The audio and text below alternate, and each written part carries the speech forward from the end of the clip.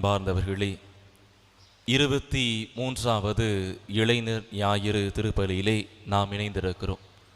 இன்றைய நாளினுடைய இறை வார்த்தை சிந்தனையாக நமக்கு கொடுக்கப்பட்டிருப்பது, துணிவுடன் இருங்கள், நான் உலகின் மீது வெற்றி கொண்டு விட்டேன். யோவான் 16:33. இருக்கக்கூடிய அனைவரும் நான் சொல்வதை திரும்ப சொல்லுங்க. நான் துணிவுடன் இருக்கிறேன், இயேசு உலகின் மீது வெற்றி கொண்டு விட்டார். இயேசுவில் அன்பார்ந்தவர்களே, நாம் வாழக்கூடிய இந்த சமூகத்தில் இளைஞர் என்றால் ஆண் பெண் இவர்கள் இருவரையும் குறிக்கக்கூடிய அந்த சொல் இளைஞர். இளைஞர் என்றால் எந்த மாதிரியான கண்ணோட்டம் இருக்கிறது என்பதை நாம் சற்று சிந்தித்து பார்க்க இந்த ஞாயிறு நமக்கு அழைப்பு விடுக்கிறது. பொதுவாக இளைஞர் என்றாலே இவர்கள் ஒன்றுக்கும் உதவாதவர்கள், இவர்களால் எதையும் செய்ய இயலாது, இவர்கள் அலைபேசி மோகம் உடையவர்கள், சமூகத்தின் மீது அக்கறையற்றவர்கள். இதுதான் பொதுவாக நம்முடைய சமூகத்தின் இருக்கக்கூடிய மக்கள் இளைஞர்கள் மீது கொண்டிருக்கக்கூடிய கருத்திய. ஆனால் இது சரிதானா, இது மட்டும் போதுமா என்று பார்த்தோம் என்றால் இது சரியான கருத்தியல் அல்ல. ஒரு சில நபர்கள் அப்படி இருக்கிறார்கள் என்பதற்காக எல்லா நபர்களையும் அப்படி சொல்வது தவறான கருத்தியலாக மாறிவிடுகிறது. இன்று நடைமுறையில் பார்க்கக்கூடிய இளைஞர்கள் சமூகத்தின் மீது அக்கறை கொண்டவர்களாக போராட்டத்தை முன்னெடுத்து அதன் பின் நீதியை பெற்றுக்கொள்ளக்கூடியவர்களாக சமூகத்தில் களம் இறங்கி போராடக்கூடியவர்களாக இருக்கிறார் என்பதை அண்மையில் டெல்லியில் ஜந்தர் மந்திரில் நடைபெற்ற போராட்டம் நமக்கு சுட்டி காட்டியது. ஒருவேளை அவர்கள் இலக்கு அற்ற தெளிவற்ற நிலையோடு அந்த போராட்டத்தில் இறங்கி இருந்தார்கள் என்று சொன்னால் முதல் அடி விழும்போதே அவர்கள் ஓடி போயிருப்பார்கள்.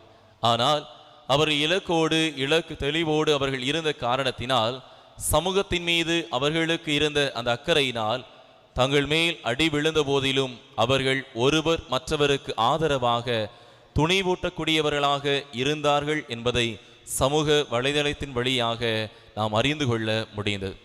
அந்த வகையில் பார்க்கின்ற போது இன்று இளைஞர்களை எது கெடுத்து கொண்டிருக்கிறது, அல்லது இளைஞர்கள் தங்களுடைய பாதையில் செல்வதற்கு யார் தடையாக இருக்கிறார் என்பதை பார்க்கின்ற போது, யார் இளைஞர்கள் மீது குற்றச்சாட்டு வைக்கிறார்களோ அவர்கள்தான் இளைஞர்கள் கெடுவதற்கும் காரணமாக இருக்கிறார்கள். முதலாவது பெற்றோர், இரண்டாவது சமூகம்.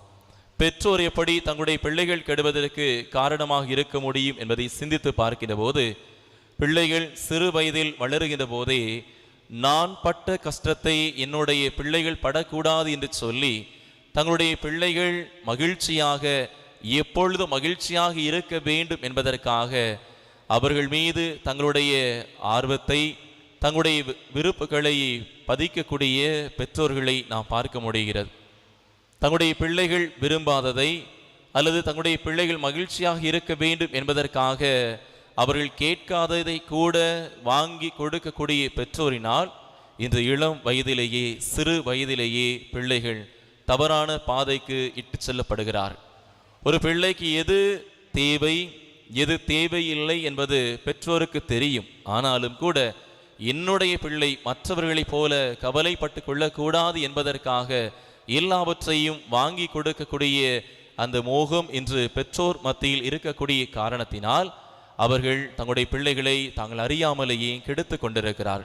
சிறு வயதில் அவர்களுக்கென்று எல்லாம் கிடைக்கிற போது, எது கேட்டாலும் கிடைக்கும் என்ற மனநிலை வருகின்ற போது, வளர்ந்து வரக்கூடிய பருவத்திலே தாங்கள் விரும்புகிறவற்றை அடைய முடியாத நிலை ஏற்படுகின்ற போது எதிர்க்க ஆரம்பிக்கிறார்கள், போராட ஆரம்பிக்கிறார்கள், துவண்டு போய்விடுகிறார்கள்.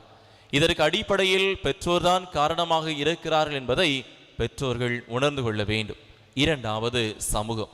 ஒரு சமூகம் இன்று இளைஞர்களை பார்க்கக்கூடிய பார்வை, இவர்கள் இப்படித்தான் இருக்க வேண்டும் என்று சொல்லி இளைஞர்கள் மீது சில கட்டமைப்புகளை விதிக்கிறார்கள். ஆனால் அந்த இளைஞர்கள் ஒரு போராட்டத்தை அல்லது சமூகத்தின் மீதான அக்கறையோடு சில முன்னெடுப்புகளை செய்ய முன் வருகின்ற போது இது சரிபட்டு வராது. இது இதுவரை நம்முடைய ஊரில் நடந்ததில்லை என்று சொல்லி அவருடைய செயல்பாடுகளுக்கு முட்டுக்கட்டையாக இருக்கக்கூடிய மனிதர்களையும் இந்த சமூகத்தில் பார்க்க முடியுது. அப்படி முன்னெடுப்புகளை எடுக்கக்கூடிய இளைஞர்களை தடுக்கின்ற போது, நீ செய்தான் சரி வராது, இது ஏதாவது பிரச்சனையில் முடியும் என்று சொல்லி இந்த சமூகம் அவர்களை தட்டி விடுகின்ற போது அடுத்து எந்த செயலையும் அவர்கள் செய்ய முன்வர மாட்டார்கள். ஒருவேளை இது புதிய செயலாக இருக்கலாம், ஆனால் இந்த செயலை நீ முன்னெடு, நான் உன்னோடு இருக்கிறேன் சொல்லி தோள் கொடுத்து அவர்களோடு உடன் பயணிக்கின்ற போது தடுமாற்றங்கள் வரலாம், தடைகள் வரலாம். ஆனால் இலக்கு தெளிவாக இருக்கக்கூடிய காரணத்தினால், அவர்களுக்கு நாம் உதவி செய்யக்கூடிய காரணத்தினால் இயலாததை கூட அவர்கள் இயன்றதாக மாற்றுவார்கள். காங்கோ நாட்டில் தர கட்டுப்பாட்டு துறையில் தர ஆய்வாளராக பணியாற்றியவர் பாய்வா சொய் என்ற இளைஞர் ஒருவர். இவர் தன்னுடைய பணியை திறம்பட செய்து வந்தார். இவருடைய வயது 26. கிறிஸ்தவ இளைஞர், சமூகத்தின் மீது அக்கறை கொண்டவராக செயலாற்றியவர். அதிலும் குறிப்பாக ஏழைகள் எளியவர்கள் மீது அக்கறை கொண்டு அவர்களுக்கான உதவிகளை செய்து வந்தார். ஒருமுறை இவர் பணியாற்றி வந்த காங்கோ நாட்டில் உணவு கடத்தல் செய்யக்கூடிய ஒரு கும்பல் தரமற்ற உணவை இவர் வாழ்ந்த அந்த பகுதிக்கு கடத்துவதாக செய்தி வருகிறது. அந்த சமயத்தில் அந்த கடத்தல் கும்பலை அவர் தடுத்து நிறுத்துகிறார். தடுத்து நிறுத்தியதோடு இந்த உணவை நான் இந்த இடத்தில் அனுமதிக்க முடியாது என்று சொல்கிறார். அப்போது அங்கு இருந்த அந்த கடத்தல் கும்பல் அவரை பார்த்து, ஆயிரக்கணக்கான டாலர்களை நாங்கள் உமக்கு தருகிறோம், நீர் எங்களை இப்போது விட்டுவிடு என்று சொல்கிறார்கள். ஆனால் நான் எத்தனை பணம் கொடுத்தாலும் என்னுடைய மக்கள் கெடுவதற்கு, இந்த தரமற்ற உணவுகளை உண்பதற்கு நான் ஒருபோதும் அனுமதிக்க முடியாது என்று சொல்லி அதை தடுத்து விடுகிறார். அவர் தடுத்த காரணத்தினால் அந்த கடத்தல் கும்பல் 2007ஆம் ஆண்டு ஜூலை மாதம் 9ஆம் தேதி அவரை எந்த இடத்தில் அவர் பணியாற்றினாரோ அதே இடத்தில் அவரை கொலை செய்துவிட்டு அந்த தெருக்களில் எரிந்துவிட்டு சென்று விடுகிறார்கள். இப்படி சமூகத்தின் மீது அக்கறை கொண்ட 26 வயது மதிக்கத்தக்க அந்த இளைஞர் ஒருவேளை பணத்தை பெற்றுக்கொண்டு நலமாக வாழ்ந்திருக்கலாம். ஆனால் என்னுடைய கிறிஸ்தவ சமூகம் எனக்கு அதை கற்றுக் கொடுக்கவில்லை, இறைவன் விரும்பக்கூடிய வாழ்வு அது அல்ல என்பதை அவர் உறுதியாக எண்ணிக்கொண்டிருந்த காரணத்தினால் சமூகத்தின் மீது அவர் கொண்டிருந்த அந்த அக்கறை அவருடைய உயிரை எடுத்துவிட்டது. இருந்த போதிலும் அவர் இயேசுனுடைய இளைஞராக, இயேசு போதித்த அந்த இறையாட்சி விளிமங்களை வாழ்ந்து காட்டியவராக, அதனால் மறை சாட்சியாக தன் உயிரை தியாகம் செய்தார். அதனால் தான் மறைந்த திருத்தந்தை பிரான்சிஸ் அவர்கள் அந்த இளைஞருக்கு மறை சாட்சி என்ற பட்டத்தை கொடுத்தார்கள். இப்போது இருக்கக்கூடிய திருத்தந்தை லியோ அவர்கள் 2025 ஜூன் 15ஆம் நாள் அவருக்கு அருளாளர் என்ற பட்டத்தை கொடுத்து அவருக்கு மதிப்பளித்தார்கள். இவ்வாறு சமூகத்திலும் சரி, திரு அவையிலும் சரி, பல்வேறு நபர்கள் சமூகத்தின் மீது அக்கறை கொண்டவர்களாக, அதற்காக தங்கள் உயிரையும் தியாகம் செய்யக்கூடியவர்களாக இருந்தார்கள் சொன்னால் எது அவர்களை உந்தி தள்ளியது? எதற்காக அவர்கள் இந்த தியாகங்களை முன்னெடுத்திருக்க வேண்டும்?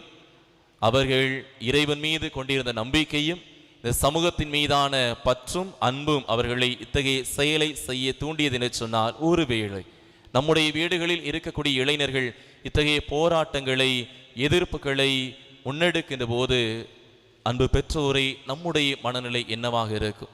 ஒருவேளை என்னுடைய மகன் மகள் இந்த இடத்தில் இந்த பிரச்சனையில் ஈடுபட்டார்கள் என்று சொன்னால் இந்த சமூகம் அவர்களை பார்க்கக்கூடிய பார்வை எப்படி இருக்கும்? ஒருவேளை இந்த சமூகத்திற்காக போராடி உயிரை இழக்க நேரிடும் என்று சொல்லி பெற்றோரே அந்த இளைஞர்கள் முன் வருவதற்கு தடையாக இருப்பார்கள்.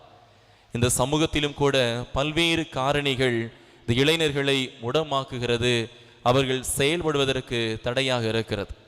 இந்த காலகட்டத்தில் நாம் பார்க்கின்ற போது இணைய வழி அச்சுறுத்தல், ஊடக அடிமைத்தனம், பாலுணர்வை தூண்டும் படங்கள், இணைய விளையாட்டுக்கள், படுகொலைகள், பாலியல் வன்முறைகள், கவர்ச்சி அரசியல், நாயக வழிபாடு, சுற்றுச்சூழலை சீர்குலைக்கும் திட்டங்கள் சொல்லி பல்வேறு காரணிகள் இந்த இளைஞர்களை சீரழிக்கக்கூடிய காரணிகளாக இருக்கின்றன.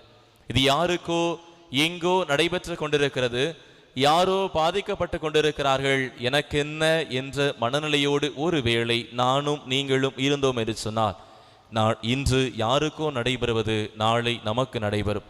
இன்று மற்ற நபர்களுக்காக நாம் போராட முன் வரவில்லை என்று சொன்னால், நாளை நாம் அவதிப்படும் போது, இன்னலுக்கு உள்ளாகும் போது நமக்காக குரல் எழுப்ப யாரும் இருக்க மாட்டார். அன்பார்ந்தவர்களே, நம்முடைய இளைஞர்களை சிறு வயதிலிருந்தே பக்குவப்படுத்த வேண்டியது பெற்றோருடைய கடமை.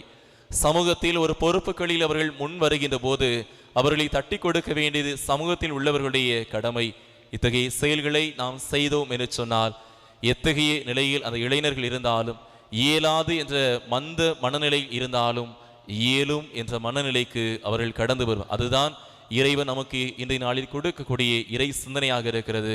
துணிவுடன் இருங்கள், நான் உலகின் மீது வெற்றி கொண்டு விட்டேன். இயேசு கொடுக்கக்கூடிய இந்த படிப்பினைகளை உள்வாங்கி நம்முடைய இளைஞர்களை இந்த சமூகத்தின் மீது அக்கறை கொண்ட இளைஞர்களாக உருவாக்க வேண்டியது பெற்றோருடைய, சமூகத்தினுடைய கடமை என்பதை உணர்ந்து செயல்படுவோம். அவர்களால் எதையும் செய்ய முடியும், நேர்மறையான முறையில் எல்லாவற்றையும் உருவாக்க முடியும் என்ற நேர்மறை எண்ணத்தை கொடுப்போம். அதன் வழியாக இறைவன் விரும்பக்கூடிய இளைஞர்களாக நம்முடைய இளைஞர்களை உருவாக்குவோம். அனைவரும்